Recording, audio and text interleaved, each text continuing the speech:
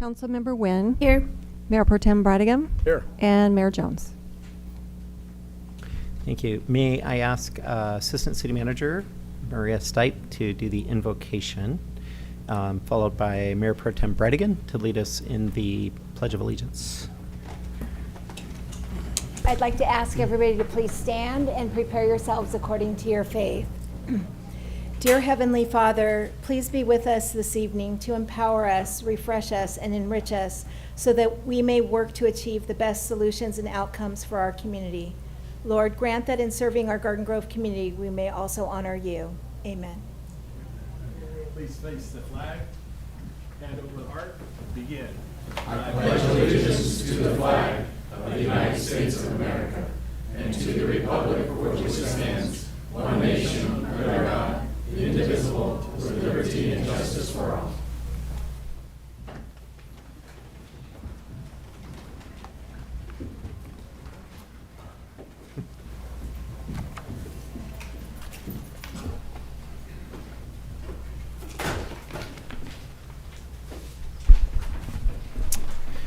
All right, that takes us to presentations. We do have one listed. It's a community spotlight in recognition of Patty Whitcomb, owner and operator. Owner and operator of Whitcomb Enterprises, Inc. for her valued service and support to the Garden Grove community through local McDonald's restaurants. Thank you, Mayor. I'm very honored to read this community spotlight tonight because Patty's a dear friend of mine for many years. This evening, the Garden Grove City Council would like to recognize Patty Whitcomb, owner and operator of Whitcomb Enterprises, for her valued service to the community through her local McDonald's restaurants. Patty, would you please come forward and stand up here at the podium? You can either face the council or turn around and face all of your friends.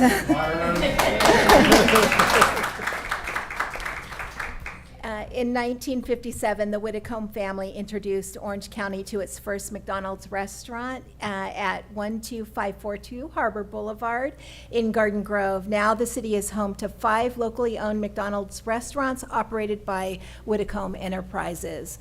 For over 66 years, Patty and the Whitcomb family have provided exceptional food and service. To this day, Patty continues to practice her philosophy of giving back to the community where you do business. In September of 2023, this year, Patty awarded her employees with $15,000 in tuition reimbursement as part of McDonald's Archways to Opportunities program, and that's a comprehensive education strategy that allows McDonald's employees to learn and grow. And since that program began 5 years ago, she's awarded student employees with over $60,000 in tuition reimbursement. During the height of the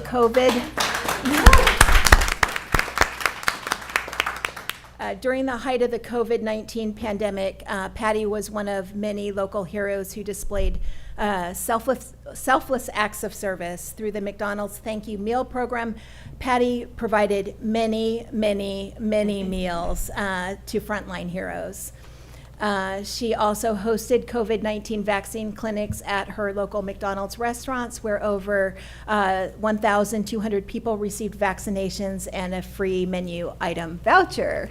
After the passing of community leader, our beloved community leader, Rick Lerma, Patty graciously donated refreshments and complimentary menu items, vouchers to all those who participated in the blood drive that was held in his honor here at the city.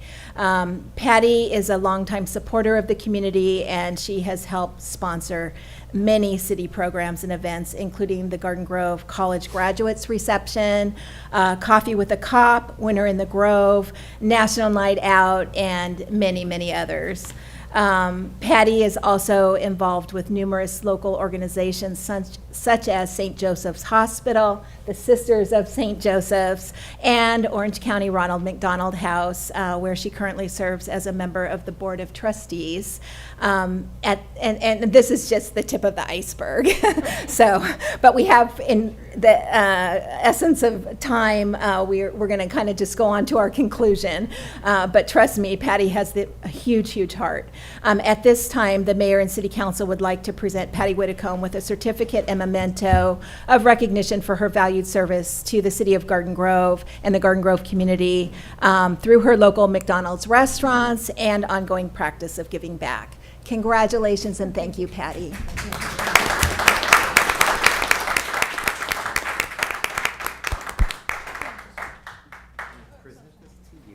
And then please come forward and let's take a few photos.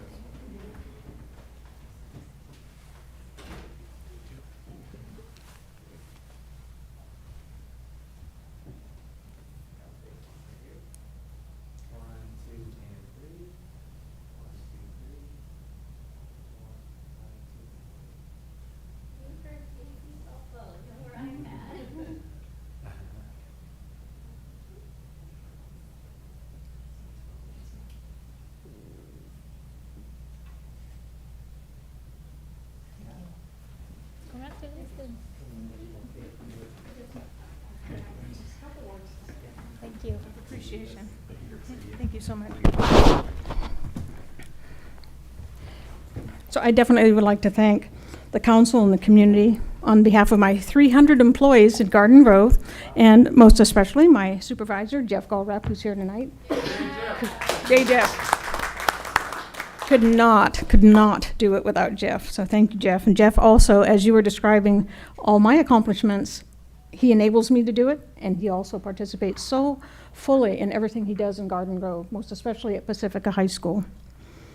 So it's been an honor and a privilege to do business in Garden Grove, as you said, Maria, since 1957, because my parents opened the 11th McDonald's in the world at Harbor and Lamson, and there are now over 36,000 McDonald's located in 114 different countries. So we're the proud owner, and it's in your community, number 11. So as you were saying, it's always been a principle of McDonald's to give back to the community where we do business. I'm a proud member of 12 families that own McDonald's in Orange County, and they all have huge hearts and are always constantly giving back to the community. So I want to thank you, council and the community, for the trust that you put in McDonald's. So it's a place where we all gather every day for food, folks, and fun. It's part of the fabric of every community. So I appreciate you, I'm grateful to you, and it's with a huge amount of gratitude that we continue to do business in Garden Grove. So thank you very much. Thank you. And we are very grateful to you too, Patty.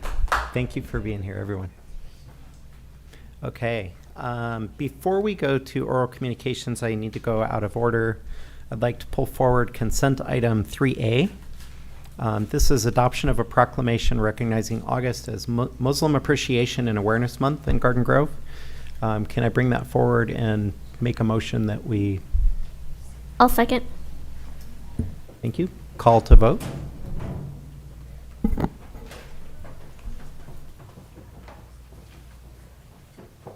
Motion received, 7 yes votes. All right, and may I ask Hadira Zup to please come forward.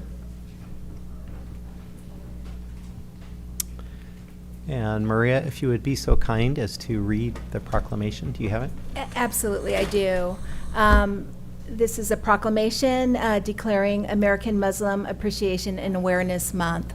Whereas American Muslims contribute greatly to charitable organizations that help people from all faiths and backgrounds around the world by providing medical assistance, family services, scholastic supplies, before and after school programs, food aid, and emergency disaster relief efforts. And whereas Garden Grove is home to the Islamic Society of Orange County, one of the largest Muslim centers in the Western Hemisphere, which was established in 1976. That includes a mosque and Islamic school, as well as a community of Muslim-based and operated community organizations, and several prominent Muslim figures who continue to make significant contributions as business owners, legal professionals, doctors, engineers, teachers, civil rights leaders, humanitarians, and many other notable capacities. And whereas Dr. Siddiqui reserves, whereas Dr. Siddiqui serves as the religious director of the Islamic Society of Orange County, who holds a PhD in comparative religion from Harvard University, a frequent participant of interfaith events, and an influential worldwide lecturer. Dr. Siddiqui continues to build relationships and mutual understanding between the Muslim community and other communities of faith. And whereas the Islamic Society of Orange County founded the Orange Crescent School in Garden Grove in 1983, which was and is one of the largest Islamic schools in Orange County. Students are empowered and taught positive self-identity as Muslim Americans and encouraged to be involved with civic engagement to the benefit of their local communities. And whereas the Islamic Society of Orange County serves over 7,000 people and provides a range of programs including youth mentorship, civic engagement, seminars, and cultural festivals, the Islamic Society of Orange County has served as a vital center during the pandemic for essential services and resources, and has hosted a legal clinic for Afghan arrivals seeking to settle in Orange County, whereas the Council on American Islamic Relations, headquartered in Orange County, is the largest Muslim legal services and advocacy organization in the United States and has been a valued partner on issues related to the census, emergency response, pandemic relief, and responding to incidents of hate, providing civil rights and immigration services to Muslims, immigrants, Black, Indigenous, people of color communities. And whereas it's appropriate to acknowledge and promote awareness of the myriad of invaluable contributions of American Muslims and extend to them the respect and camaraderie every American deserves. Now, therefore, be it proclaimed that the City of Garden Grove, the city does hereby celebrate and recognize August 2023 to be American Muslim Appreciation and Awareness Month in the City of Garden Grove.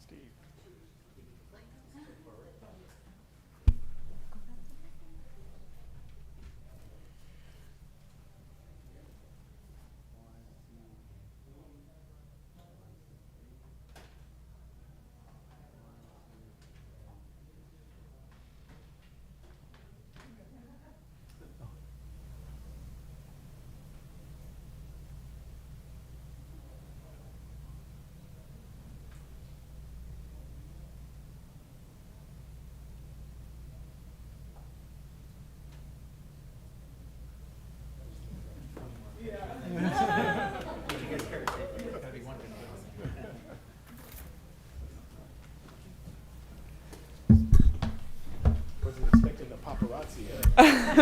A lot of photo ops for the memories.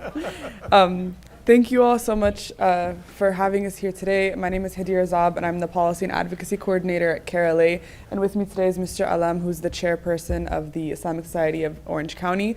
And we'd just like to thank you all for recognizing August as American Muslim Appreciation Month. As the city assistant mentioned, Muslim Americans are very prominent in the city of Garden Grove. We are happy to be a part of this community and happy to give back consistently, and recognizing a month like this really just gives back to the idea of inclusivity and diversity in the city of Garden Grove and just reinforces that. And so we really thank you all for recognizing August as American Muslim Appreciation and Awareness Month. I don't know if Mr. Alam wants to say a few words. The only thing I would like to add is that even though today we probably have upwards of 15 to 20 mosques throughout Orange County, the first one was in Garden Grove. And that has been the footprint that we have expanded from, and now there are 15 to 20 just in Orange County. And a lot of the people that started this mosque have now started other mosques and have moved out to other areas and stuff. So the city has really helped us and enabled us. And in partnership with other interfaith groups, we have been a beacon of promoting peace and prosperity within Orange County, and especially the social work that we do in partnership with, for example, the Orange County Food Bank and Laundry for Love, and many other social programs. So it's been a great joy being in the city of Garden Grove and knowing that the city council and the local government is behind us and promoting us and being in partnership with us. So thank you again. Thank you.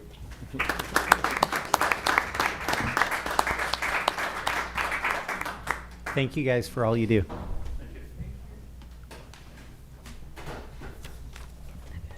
Okay. All right, and with that, we will move to oral communications. I do have several cards, starting with Ruby Garcia. Yeah, we'll give her a minute.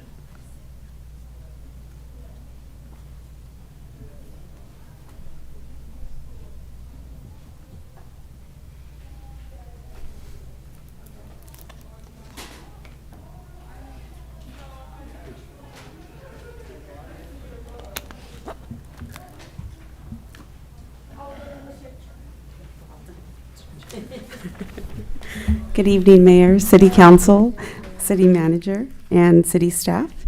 I'm just excited to tell you that tomorrow is Communities Come Together of Garden Grove. We're looking to see you all there, and everyone watching us at home, it's not too late to come and RSVP, and I think everyone will be in for a good treat tomorrow. We're going to change it up a little bit, have a little bit of trick-or-treating as a sneak peek. But kids will learn how to cross the street, call 911. We've added a new station called Personal Safety in case you get lost. You know how to contact an adult, and also interacting with an officer. And then also we're going to have lots of good resources for families to kind of visit and see what programs and social groups and sports are out there for their kiddos. So it's tomorrow here at the Community Meeting Center from 5 p.m. to 7 p.m. And Andy, you want to take it over? It's you.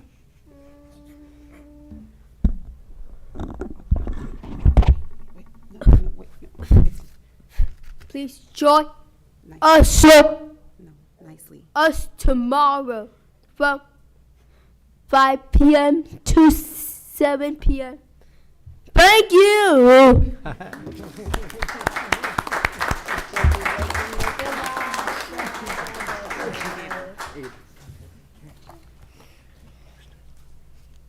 Please join us. Yes. Please join us. Thank you, guys.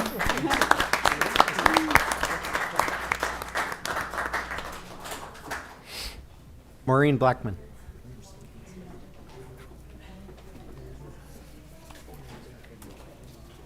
That's a hard act to follow. I think I should use the speaker system and go off a lot smoother. All right.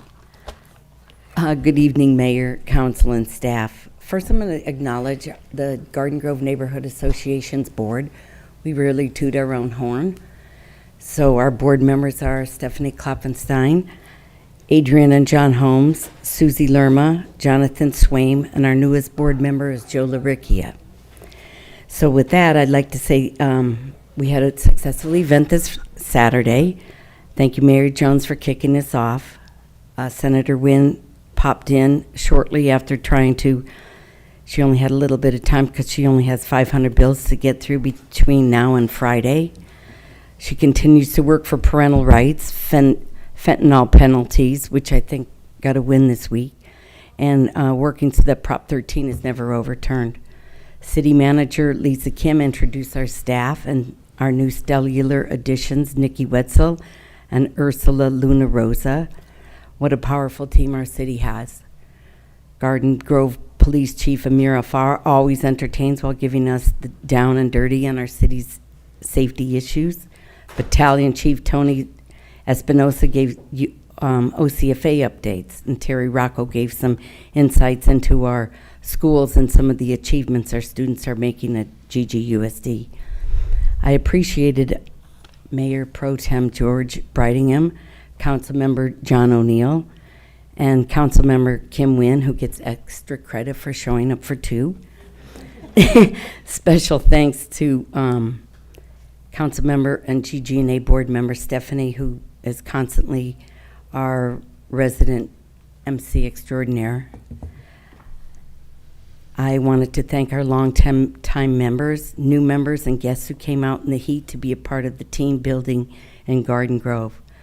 Special thanks to the raffle baskets from Jenny Moore, Henry's Bar, Azteca, Ivy Cruz, and FT3, to those.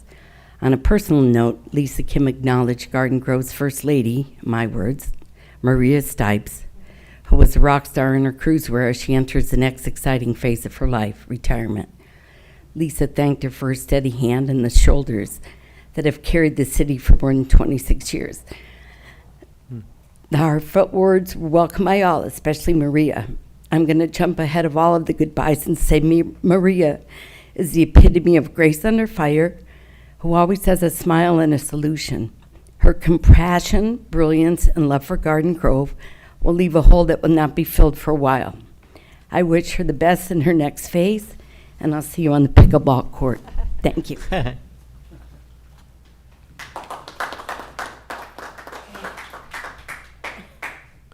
Kenda Taylor.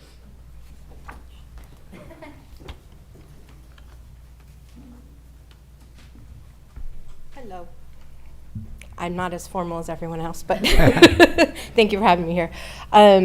First, I want to thank you guys for everything you've done. I think the downtown area is great. I've become a huge visitor of the Gem.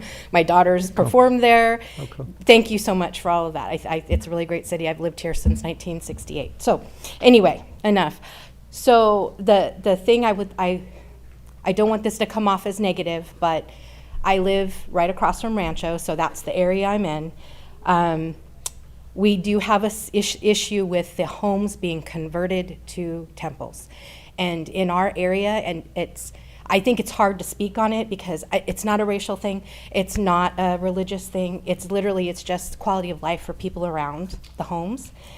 I'm gonna go out of order on all this, but you know, I saw one of them, my parents live on McAlpine and Magnolia. Well, the one that was converted recently on Yorkshire and Magnolia that burnt down is huge. My parents don't hear any of what's going on, but I do have friends there where they have to shut their windows and doors for all of the events that go on. And they're 6 or 8 doors away. And that happens sometimes daily, sometimes weekly. I'm not there all the time, but pretty much most of these temples are doing that same thing. So my biggest issue is the conversion of it and having them in the residential areas. So we have churches on the corner. Dale and Orangewood has a big church. They have a big parking lot. So we've got parking issues. We have noise issues with the neighbors. And I am not, again, I'm not impacted. I'm more in from Dale, but I know when I called, when a different home that was right across from Rancho and the Baptist church right there on Dale and Orangewood, when that home was converted years ago, and I got the pushback, well, it's no different than having a Bible study in your home, and it's not the same. That's what, I don't know if I talked to a code person or who I talked to, but I was concerned because they started the construction one way, and then all of a sudden it's this huge building, not as big as some of them, but I got pushback on it, and I felt like I was being, you know, it's a hard subject in this day and age to have that. So yes, let's have people practice their religion, what have you, but have it in a place where they have the parking and they have, you know, they're not impacting everything else. It's these little lots, and we have big lots, we do, but people build them big enough to cover the whole lot, and then there's no parking.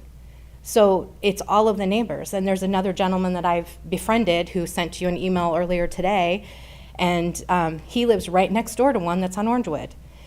Literally, you know how close the houses are. He has to shut his windows, shut his doors as well, because the speakers and everything that's happening, and people block his driveway, don't let him in, don't let him out, and they've tried to approach them, and he can speak to this more, but I just think we need to do something. I don't know if it's Garden Grove has this issue or if it's something other cities as well, but is there something in our building codes that can limit this? Is there something that can stop people from converting these homes into a temple and then having these large gatherings? I mean, I don't know if they get permits every week when they have a gathering or if they're now a temple and they don't have to do it. But I think we need to look at something. And I'd be willing to sit on a committee if we needed to look at these because there's so many of them. In my area, there's probably like 8 or 10 within a mile.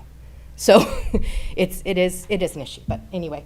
But thank you for everything else that's done. I'm a happy citizen, but anyway, thank you. Thanks. Good to see you, Kenneth.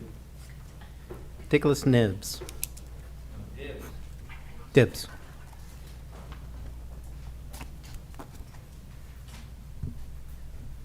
Mayor Jones, members of the council, I'm Nicholas Dibbs, teacher, educator. Couple of things. I want to bring this up again because it's something that not only to the council but also to the school district, but allowing people with disabilities who can't be here in person. Someone has a medical condition or disability and they need accommodation and they can't be here. There should be a provision to allow them to call in and make comments. So can somebody, Joe and maybe Kim and George and John and Cindy, Mayor Jones, get it on the agenda, please? I mean, I'm here, yes, but not everybody can be here, and you can put a limit how many people can call in, but we need to give first priority to those who can't be here in person, who have a disability or medical condition. And then others who want to put a limit of 5 or 10 or however many. And once you get to that limit, that's it. So that's the first request. The second thing is we do have Blue Light Awareness Day and month coming up. So not everybody has the blue light protection on the screens or wearing the glasses that have the blue light filters. So it's affecting the brain of children and other people and young people. And everyone's spending so much time on their smartphones and computers. So blue light protection is very important. The high energy waves of blue light penetrate the brain and cause problems, especially among toddlers and young children. You can learn more about this on my website, dibsdigitalwellness.org. Dibs, D-I-B-S, digitalwellness.org. Now, this is the first time I heard you're leaving. When is your last day? The end of the month. Okay. So to Maria Stipe, you're a doll and a dear, and you are have been just really helpful to me and to other people. We're going to meet you. We're going to miss you, and we're going to look forward to meeting you when you come back as a retiree. So you're too young to retire. Anyway, so, and to Maureen Blackman, thank you for having the Garden Grove Neighborhood Association event. I'm sorry I missed it, but I am a member of that association, and it's a good group of people, even though they're a good group of people, let me just say that. So, so let's please put it on the agenda so I don't have to keep coming back here and asking the same question over and over. It's a reasonable, fair request. People want to be treated fairly. Why can't you allow someone who has a disability who can't be in person to call in, and also open it up, if you put a limit of 5 or 7 or however many you want to do. So first priority are the people that have a medical or disability. The second would be anybody else who gets on a list and they call in. Improve the civic engagement. Thank you for listening. Have a good day and a good evening. May God bless all of you in the city of Garden Grove. Thank you. Thank you. That's all the cards I have. Is there anyone else wishing to speak on any matters not listed on the agenda? All right, we will move on to successor agency. So we'll recess City Council and go to successor agency. Madam Clerk, would you please call roll? Member Brideagum? Here. Member Tran? Here. Member Dovin? Present. Member Klopfenstein? Here. Member Nguyen? Here. Vice Chair O'Neill? And Chair Jones. Here. All right, we already did oral communications, consent items, just receive and file the minutes from August 22nd. Can I get a motion? Second. Call the vote. Excuse me. Coughing into it. Motion received, 7 yes votes. Any matters from successor agency members? Okay, seeing none, we will adjourn back to City Council. We'll reconvene City Council. That takes us on to consent. We already did item 3A, so it's recommended that 3B through 3N be acted on simultaneously unless anyone would like to pull any items. Move the balance. Second. Call to vote. Motion received, 7 yes votes.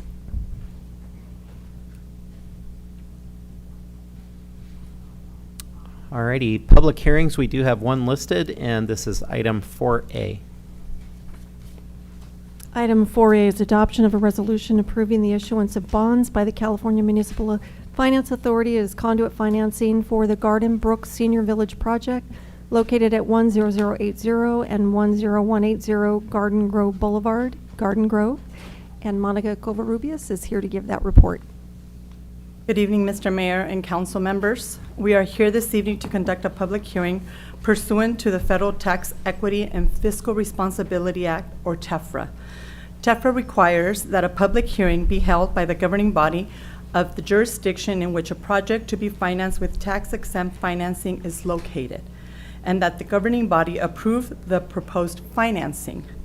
On November 14, 2017, City Council approved via a resolution a request by Garden Grove Pacific Associates LP to obtain tax-exempt financing in an amount not to exceed $150 million to finance the acquisition, construction, improvement, and equipping of a 394-unit senior multifamily rental housing project located at 10080 and 10180 Garden Grove Boulevard in Garden Grove, California, to be known as the Garden Brook Senior Village. Grove Pacific Associates LP is seeking to extend the maturity date of the bonds, thereby triggering a reissuance of the bonds and another TEFRA hearing. The California Municipal Finance Authority, or CMFA, is a joint powers authority formed to assist local governments, nonprofit organizations, and businesses with the issuance of both taxable and tax-exempt debt. The debt issued by CMFA is the sole responsibility of Garden Grove Pacific Associates LP, and the city has no financial or legal obligations or responsibilities with regard to the repayment of the debt. All financing documents will carry disclaimers that the loan is not an obligation of the city. The city will also bear no cost in the issuance of the proposed debt. This is a private loan with the borrower and their bank. It is recommended that the City Council conduct a public hearing to receive and consider public comments and adopt a resolution approving the issuance of bonds by CMFA for the benefit of Garden Grove Pacific Associates LP. Such adoption is solely for the purposes of satisfying the requirements of TEFRA, the code, and the California Government Code Section 6500. City staff, as well as representatives from CMFA and the developer, are available to answer any questions you might have. Thanks, Monica. Any questions or comments from staff before we open the public hearing? Okay, seeing none, this is a public hearing item, so I'll open it up. Anyone wishing to speak on this particular item?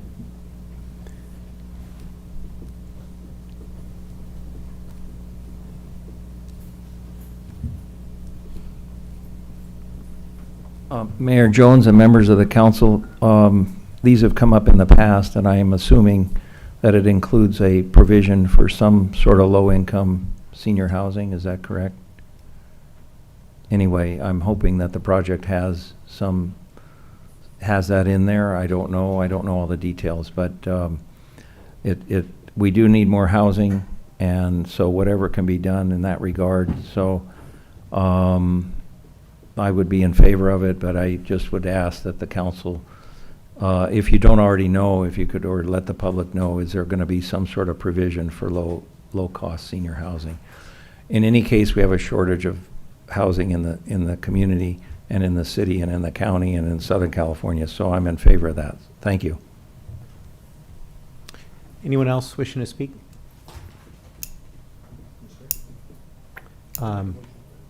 We'll close the public hearing. Yeah, and just to clarify for the record, this is the Garden Brook Senior Village project, which is already constructed, and I believe it's 396 units of affordable senior housing already completed. So. Yeah, I'd like to make the motion, just, a quick comment. There are some issues still that haven't been resolved with the property in the construction related to the Boys and Girls Club and Kiwanis Land. They'd put a light standard in the middle of the parking lot of the other property instead of up on their property, and now the garbage truck can't get to the garbage cans. They striped things wrong. The grading's not right yet. So anyway, with that in mind, I'm hopeful that there'll be cognizant to fix those issues in a timely manner. I mean, it's been a while and they still haven't done it, but with that being said, I do support it. As the speaker said, we need more senior housing, and this actually 390 plus units was awesome. Got rid of that old eyesore, so we're really good with that. So I'll make the motion. Second. Call the vote.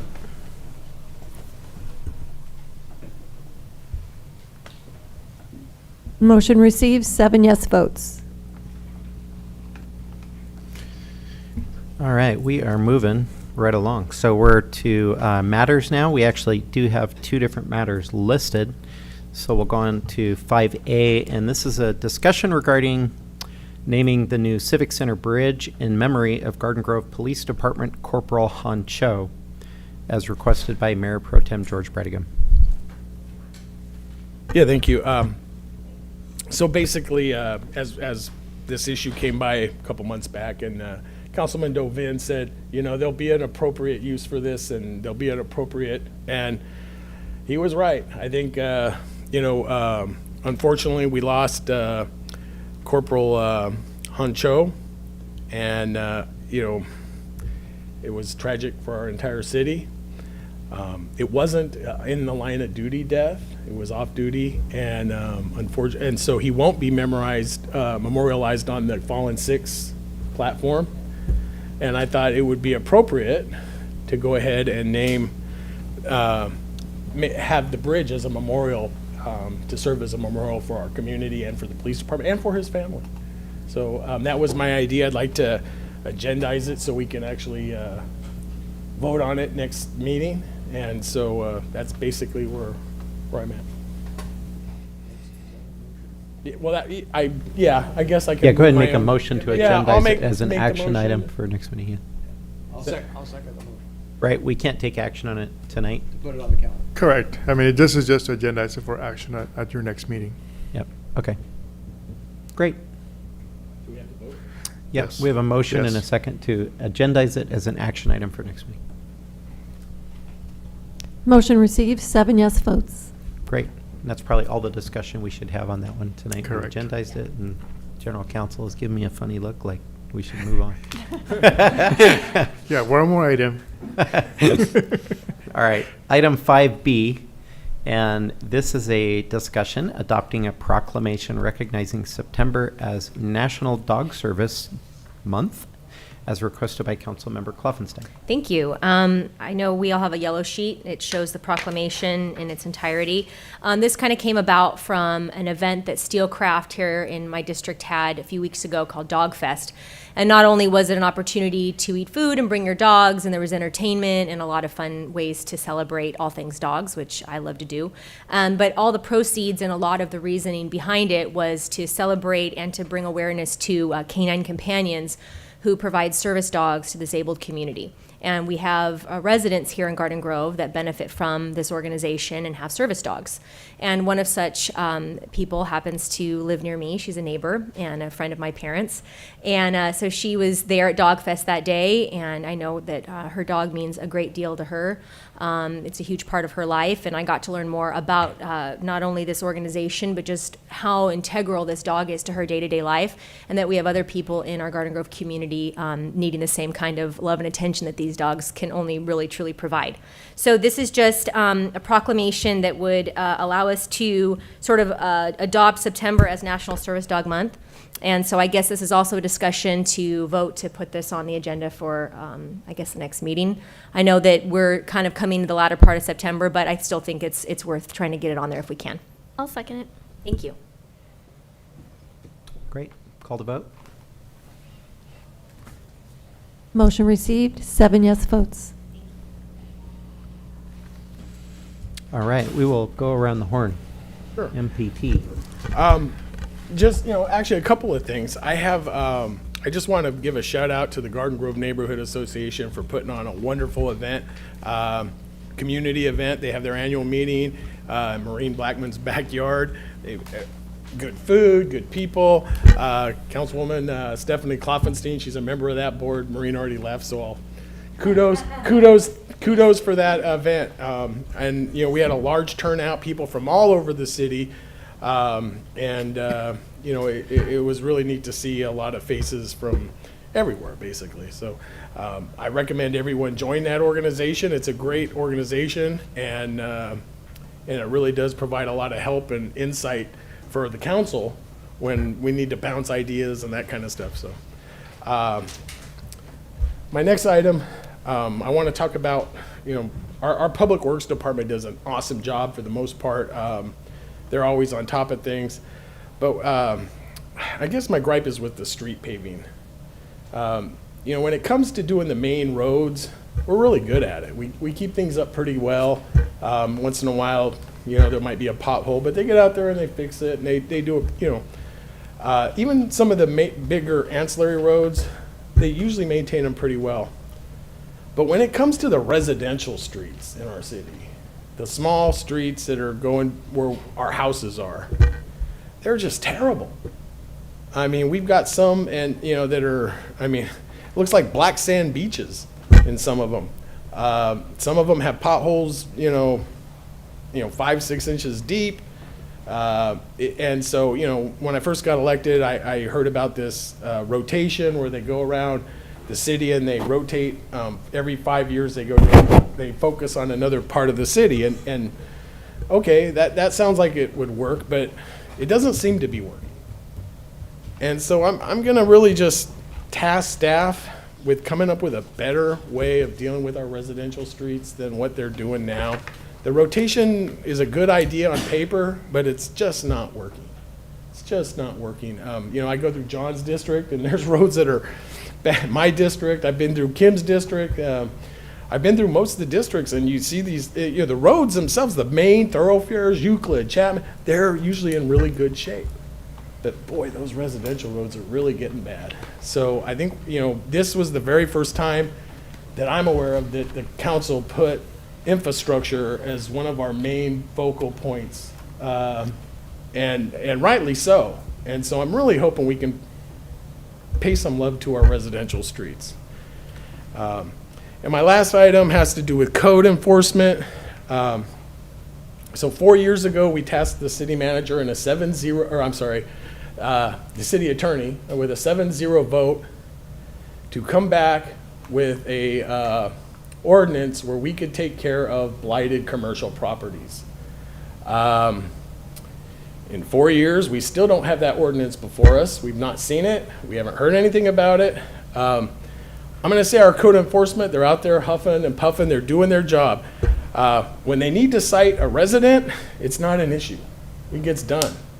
But boy, when it comes time to cite a bad business owner, and we do have them in our city, we have plenty of bad business owners. They're bad actors. They don't care about our community. They let garbage accumulate in their parking lots. For some reason, we don't cite them. We let them get warning after warning after warning, yet the person whose bush is a ½ inch over the sidewalk, they get a ticket right now.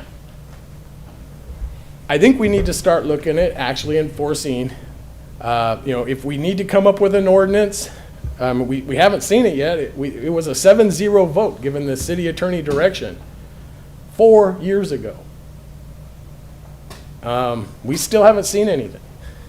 So I'm hopeful that we'll see something soon and that we can start addressing some of these commercial properties and businesses that they're just letting garbage accumulate, and apparently there's nothing that can be done about it. You know, we complain, the community complains to us, we complain to staff, and yeah, okay, we'll give them a warning. Well, when it's a resident, we cite them. So anyway, I'd like to encourage staff to come up with a solution to this problem. It's a citywide problem. It's not just any one district. We all have the issues.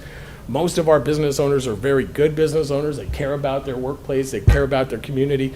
But we do have a few that just don't care. So anyway, I'd like to task staff with coming up with a solution for a little more timely remedy on those issues. And that's all I have for tonight.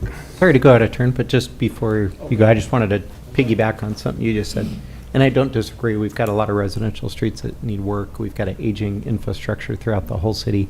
And limited resources to cover all that. Paving is super expensive, and especially when it's not just a re-slayer, but when you actually have to grind and dig and fix streets, it's crazy expensive. And just kudos to one thing I noticed this week near Magnolia and Orangewood, the Desmond and Marchand and whatever neighborhood got completely repaved. It was a class act looking operation with a bunch of trucks and proper notification and signage and stuff that I heard from neighbors in there that they got in, they got out, they got it done. And that neighborhood looks wonderful now, right? Yeah, so one neighborhood's, feeling very happy today that they have nice, shiny, black new streets. And you're right, there's a lot of work to be done there, but we've just got to stretch our dollars and map it out and figure out how we can. Yeah, right. It's insanely expensive. Asphalt is. You wouldn't even believe it. Okay, John. Okay. So on a happy note, George, happy future birthday coming up here. So. I would put you the wrong birthday because you have it on your. Well, his son has the same first name. His birthday's the same month, so just a couple of items. So I apologize. I was absent at the last council meeting, but I was in Sacramento, kind of talking to legislators on the end of their session, and a lot of bills that have a lot of impact on our local folks here. So I got to talk to probably a dozen elected officials during a couple of days, Monday, Tuesday, and half a day Wednesday when I was there the week of the last council meeting. So I was there doing that. There's a lot of important bills that should pass. There's a lot of important bills that shouldn't pass. It's kind of scary. For me as a local elected, I like the local level, but these state laws really impact us here at the local level, so we have to all have an input there. So please, if you have an issue on a certain bill or whatever, please call your state legislator, your senator, your local assembly member, your city council, notify your city council member of your area, the mayor, and the city, so we know what you want us to convey to them. But I did meet with a lot of people, and there was a lot of good stuff that happened there. Next, I at that council meeting, it was I kind of made a business trip and then my anniversary, so I wanted to wish my wife Sylvia a happy 37th anniversary. We've been together over 38 years. Yeah. And without her, I couldn't do all the things that I get to do, that I love to do to help people and do things in the community. So without her, it would be impossible, and she stuck with me, so thank you very much. And with that, I think I'll close it out. Okay, thanks. Thanks. Cindy. First, I would like to say thanks to the Garden Grove Neighborhood Association for having me at the event. I get to meet several of the residents in District 3, and they raise up some concern or some issue about the homeless and cost violation, and also the safety where you get out the little street and there was car that parking blocking your view, and so there were a couple of times that almost accident, thing like that. So thank you for raising your voice, and I will have a meeting one-on-one with our city manager to go over some of the concerns and see what can we do to take care of some of those issues. Second, earlier we did the voting and approve all the consent item, but there was one item I just want to have a note. That's the 3G relate to the second, number 2 agreement with the 4-leaf. The original amount was, I think, 49,000, and then now we have to pay another 28,000, which is more than 50% of the original amount agreed to. The good thing is that because our city staff was short and we need to approve and get things moving, concerned that the Mayor Pro Tem George mentioned in the past about how long it takes to get the approval, and so it go quicker, but at the same time, my concern was that how can we control, like this is because it, kind of the invoice came after, so we didn't know, or I want to get more information about the hour that's spent and how come it take that so long, like so much, and if we have a control over that or nobody looking at that. So I already talked to our staff and city manager, and Lisa will give more information on that. Next item is I want to say thanks to Ms. Pam Haddad for helping with couple issues with the homeless and the trash. So what happened is that couple residents in District 3 raised the issue that there were trash and homeless people were in the back of their yard. When we brought it up to our staff, we said, okay, that area belonged to the Caltrans. Our staff reached out to Caltrans, no one responded. And so, make a long story short, I got impressed and they were already taken care of. But when I talked, the resident contacted me again, said, no one did anything. Pam helped me with contact the Caltrans, and we actually got somebody respond and take care of that. So I know that it took several tries, and Pam actually followed all the way to the end, so thanks to her. Last item, I just want to say shout out to Chief Covey for coming back from Hawaii. So I get to talk to him a little bit. He was there for 10 days, and he was leading the effort of rescue. And he said, you have to hear the story from him, how people lost their home, and this at the working level that they lost everything. And when he told me the story, like, you just kind of make you want to cry just because of the people have to go through it. And so, but regardless, he was there, represent our city, just helping out the people there, and he back safely. So just want to shout out. And that was it for me.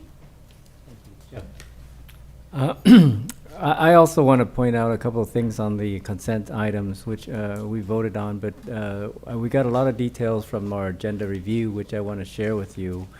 One is the item 3F, the approval of a 15-year bus shelter license agreement with Clear Channel Outdoor, and that is a very well-constructed agreement for Clear Channel to continue to provide services around our bus shelters, which does need some maintenance and upkeep, and over the contractual period, we will get the upgraded maintenance that we need, so that I look forward to seeing our bus stops in better condition, as well as our advertising revenue from there, which will be help offset the cost of the maintenance. So I've asked for the list of the advertisers and the rates be provided to the council and mayor, so we can have that and to share with the public if anyone's interested. But that's definitely an item that I'm very happy about. Also, we do have some work around town on the roads in terms of slurry seals in certain streets, and I've asked for a list of those, and we have been provided a list of streets that will receive some slurry seal. So that's good news. We do have a bit of a surplus, and thanks to the previous council as well as this council, we do have a healthy budget. And I'm happy to share that we have also passed in a consent item 3I. And what's couched in 3I is that we have internally promoted some staff to positions of deputies. And this I called for when I first came on board, that is internal promotions. And thank you, City Manager Lisa Kim, for making it real for our staff, sharing our surplus to give these promotions to the deputies. And I congratulate all the deputies who will be subject to more reporting, such as Form 700 and so on, so they have to disclose any conflict of interest, just like the rest of us who are elected. So that's a very good development, and thank to our Human Resource Department and our City Manager for making it happen. And again, I congratulate all the new deputies, and I look forward to that kind of succession planning, so we're always have a very prominent and prestigious pool of experienced leaders that can help us run the city long after we're still on council. So that's very good positive development, and because we voted on it as a package in the consent items, I didn't want to miss that point to share with the public. This week, I and Councilwoman Cindy Tran went to We Care for Humanity event, in which everybody was invited to the Royal Summit. What makes it royal?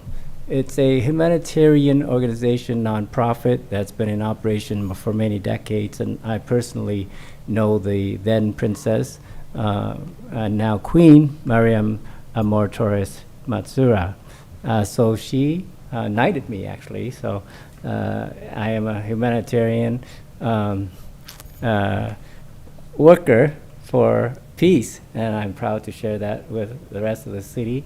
And Cindy was there to give out a lot of commendations to people from many different countries who were recognized for their contribution to humanitarian causes. So I want to thank the We Care for Humanity organization that held the event here over the weekend. Particularly, they were at Golden Sea, which is one of our businesses in Garden Grove. So thank you for having a presence in our city, and they also held events in Anaheim and Santa Ana. I also want to speak a little bit to issues that we're having coming up with temples. And we had one of our residents share that concern. And believe it or not, this issue has been around. You're not the first one, and not the only one recently raising it. And so it is of concern. And I'm all for religious freedom. Obviously, you welcome these activities, but I do agree that some zonings or maybe requirements so that not every house can be turned into a temple or have events every day or every week. Even every month is a lot if you're a neighbor.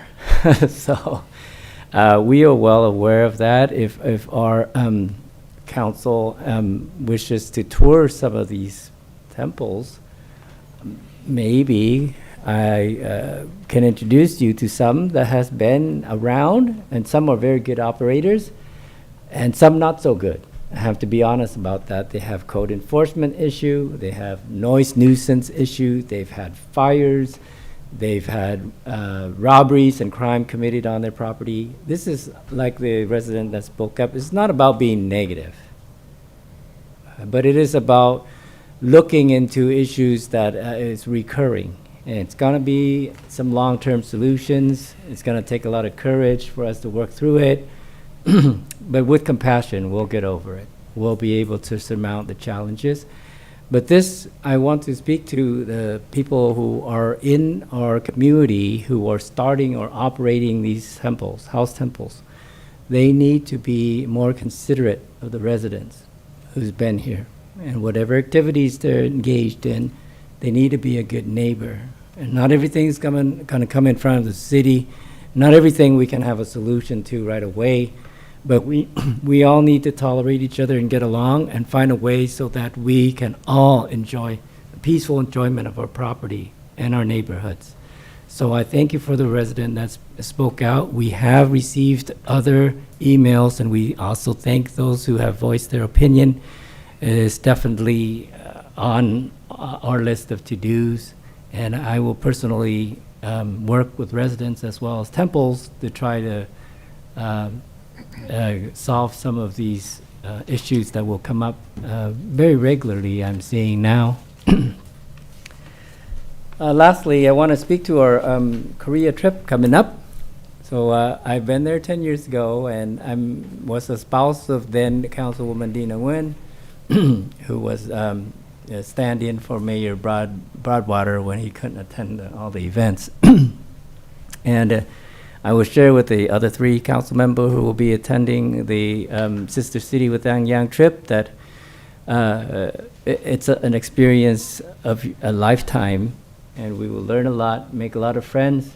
We're going to be singing for the mayor of Anyang. So get your vocal cords warmed up. And he'll be treating us to some very good soju. And Lisa Kim has to brush up on her Korean. She's printed us up some business cards with the Koreans on it. I've received mine. I hope we all receive ours, and I've got pins to distribute as a gift and so on. But we will report in full when we come back from Korea. It's been 10 years since any delegation from Garden Grove has gone there, and we look forward to them coming to visit our city too. So with that, I will close out my part of the matters tonight. Thank you, Mayor. Thank you, councils. Stephanie. Just quickly, thank everyone for the support of the GG&A annual meeting over the weekend. I think it was a great event. And ultimately, at the end of the day, it's just an opportunity for our city staff, our council electeds, and the community to come together, break bread, and just have a conversation. And that really is what starts, I think, and sparks the ideas and the potential for change and creativity in our city. So it was a great event, and I appreciate the support. Thank you. Thank you very much. First item I have is again to mention the continuous increase of graffiti from Clinton to Roxy along Westminster. The back wall of Antojitos restaurant, which is a primary wall for Enterprise, is significantly graffitied almost every day as soon as it's painted over. And I can imagine that Enterprise is very frustrated with having to deal with that as customers are coming in. So if we could look into that, as well as the liquor store right on Clinton and Westminster. The other issue I have been getting complaints about, and I just think is an eyesore, I know has been a difficult problem for the city, is our Euclid and New Hope empty lot. The weeds are now taller than I am, so we need to get back on that property. And the other issue area is the underpass on Garden Grove Boulevard close to OC Vector Control. Folks are sleeping underneath that bridge area. They're blocking the sidewalk. They're jaywalking. And so we need to keep a closer eye on that particular area. That's an everyday issue now. On a positive note, I want to give a shout out to Public Works for their repairs of Harbor south of the 22 in preparation for the grand opening of the first hotel south of the 22. So I'm very excited, and that street is looking beautiful. And happy anniversary to my future husband. City Manager Lisa Kim. Good evening, Honorable Mayor, members of the City Council. I want to thank you once again for really joining the reception that welcomed our new Economic Development and Housing Director, Ursula Luna Reynosa. So thank you again for coming out to support, and really to our business community for us introducing her to our business community and providing support for that. Lastly, I wanted to just share a quick announcement. Later this afternoon or earlier this afternoon, we received notification from the Business Consumer Services and Housing Agency, dubbed BCSH, or the California Interagency Council on Homelessness. Our city applied for a homelessness grant, and this is our second submittal. So our first submittal was for a request for $4 million, and we did not receive that request. Our team aggressively submitted a resubmittal within a 2-week turnaround time, and I'm pleased to report we received a grant of $1.92 million to help our Homeless Services and Resources Program. That will include resources for our Navigation Center, our SRT team, street outreach, and Be Well. So we're very excited to administer this program, and kudos to our team. It is our newest homeless liaison analyst, Christy Lee. She is a bundle of energy, and she was not going to give up on this grant. And she worked alongside with Sergeant Jeff Brown and Tim Throne in securing this grant resource. So we're very thankful for that. Thank you. Awesome. Kudos to Christy and Timothy and Jeff Brown and all that worked on that. That's an amazing piece of news we got this afternoon. General Counsel, anything to report or any need for a closed session? Yes, Mayor, we do have 2 items for closed session for the City Council, and we have 1 item as the Garden Grove Sanitary District. And for the record, I will be recusing myself on the Sanitary District matter. One of my partners is General Counsel for Midway City Sanitary District, and that causes a conflict for me. We do have outside counsel that will be presenting on that case. Thank you. So one moment, please. We will adjourn to closed session, but before we do, we're actually closing tonight's meeting in memory of 2 different beloved people in Garden Grove, starting with Corporal Han Cho from the Garden Grove Police Department.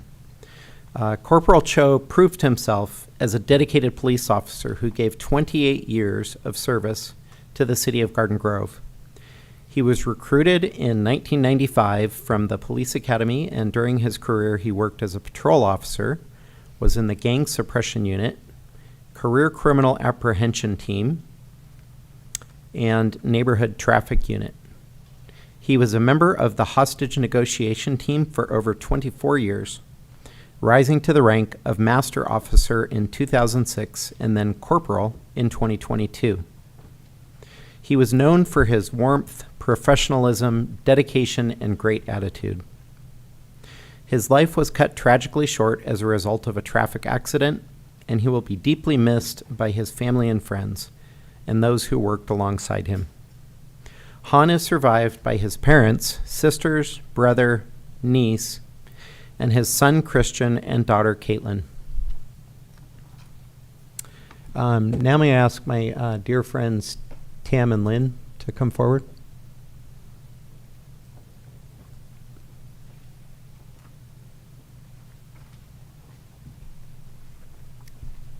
Hi, guys. We'll be closing tonight's meeting in memory of Min Nguyen. Anyone familiar with Garden Grove knows about Advanced Beauty College, which was started by Min and Kien Nguyen and ultimately became a beauty school empire and legacy of kindness and love. A former Navy officer, Min and his hairdresser wife, Kien, arrived in the U.S. after the fall of Saigon in 1975 with little to their name, but a big vision for their future. With many from Vietnam having minimal English skills, Min saw an opportunity to teach a trade to help Vietnamese refugees transition to a new life in America. In 1987, after success with beauty salons, the Nguyen's opened their first beauty school in the heart of Little Saigon. In 1999, brother and sister Tam and Lynn took over the family business, and for over 2 generations, Advanced Beauty College has gone on to graduate thousands of students. A pioneer in the industry, Advanced Beauty College's rise to success has been featured on Fox News, CNN, BBC America, and countless local and international publications. In addition to this national attention, Advanced Beauty College has been the recipient of many awards honoring their leadership, innovation, and especially commitment to giving back to the community. Min Nguyen gave so much and provided so many opportunities to his community. And on behalf of the Garden Grove City Council, I offer my very sincere condolences to the family and friends of Min Nguyen. Thank you for being here for that. All right, thank you. With that, we will adjourn to closed session. Thank you.